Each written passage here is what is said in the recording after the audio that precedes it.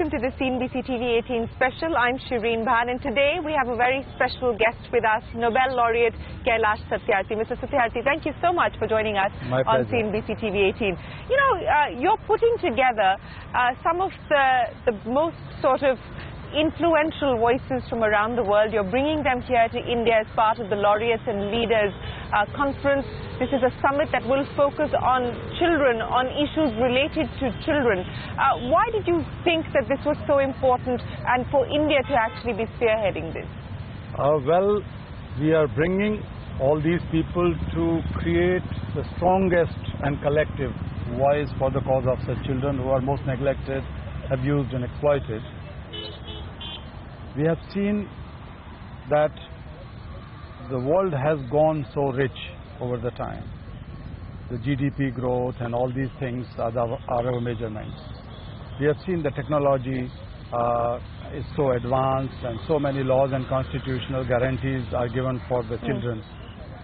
But in spite of all this, millions of children are enslaved. They are sold and bought like animals and sometimes in lesser prices than the animals. Millions of young boys and girls are deprived of education, and some of them are living in those areas which are conflict or war zones. So children are the worst victims of wars, insurgencies, structural inequalities, as well as natural disasters. So we have to prioritize their issues in the governance, in the social and corporate discourse. You know, you're talking about prioritizing children's issues in social and corporate discourse. But if I were to ask you about what we've seen in India, and you've been a big supporter of the need to reform our legislation to ensure that there is more prioritization of rights of children. But you've called the bill that has recently been passed by Parliament a self-defeating bill. You believe that India has, in a sense, scored a self-goal. Why do you say that? I have been struggling for several decades, not for years, for a very strong law against child labor which can help in putting an end to this menace of child labor in India, so that we can pave the way for education. We can also end unemployment of adult people because they could be replaced by children. But unfortunately, the law which has been passed is not a good law. It's a weak law, but our struggle is continuing. We are working closely with the government so that they can at least make some changes and make a good, strong set of rules to enforce this law. But, you know, what is your hope as far as the rules are concerned? Because, you know, when you talk about occupational hazards, the bill has now virtually allowed children to work across any kind of sector. The definition of family, you have an issue with that because you believe that that will be exploited in a country like India. So what are you hoping the rules will achieve? Actually, rules can easily achieve if the government has that political will. They can spend the list of hazardous occupations and get it back to the original. Originally, 83 occupations and processes were considered as hazardous occupations for children, and they reached to that conclusion on the basis of thorough medical researches and reports. But the new law has only 3, so they have reduced from 83 to 3. But it is very much under the purview of the government's our administrative authority that they can make the rule and put it back to 83. So I'm working on it. But do you feel hopeful at all, Mr. Satyarthi? I mean, you've been waging this battle. We've seen the bill go through Parliament. You know, they didn't think that it was important enough to be part of the legislation. Do you really think the rules will be able to correct the wrongs? I hope so. I still hope so. And I will keep on fighting until it is not done.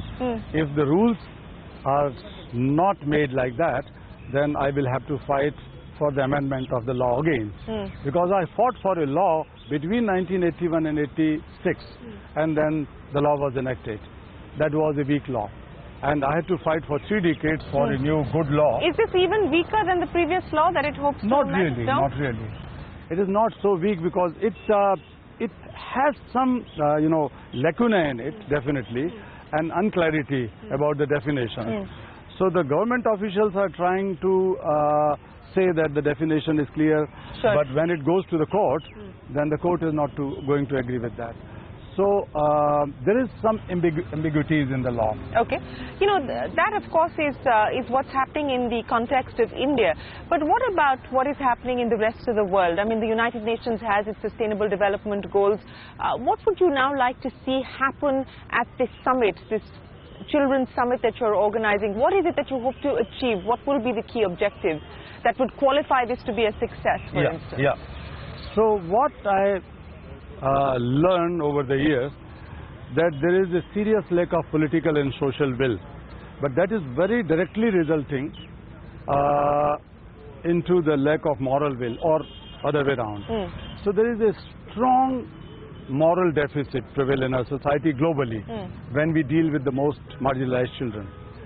So if we are able to bring all these wise people, powerful people, influential people and the moral authorities together, then I'm sure that we are able to prioritize the issues of children in the political discourse as well.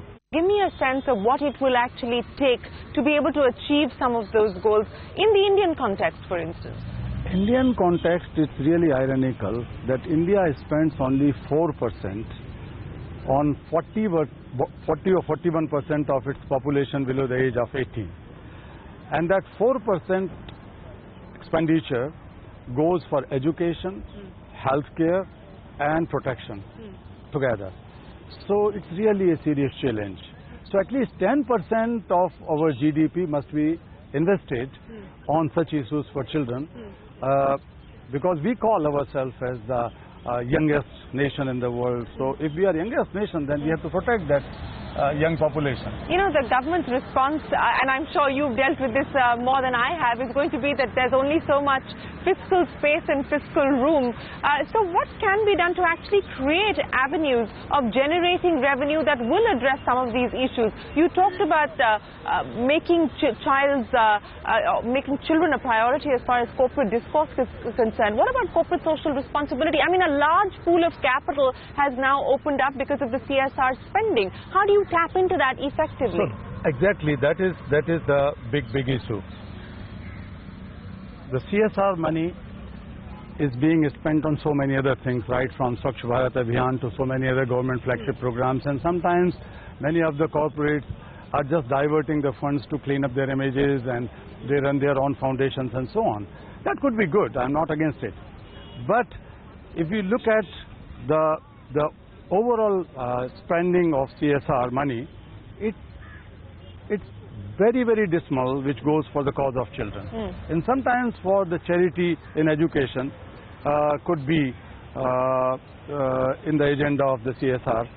But when it comes to fighting child slavery, child trafficking, protecting children from all kinds of sexual abuse and violence, then I don't think that any of the big corporation or the corporate sector is putting any substantial amount or any amount at all. That is not really in their radar, unfortunately. So what is the requirement at this point in time? I mean, if corporate India is watching this show, what is Kailash Satyarthi's pitch to them?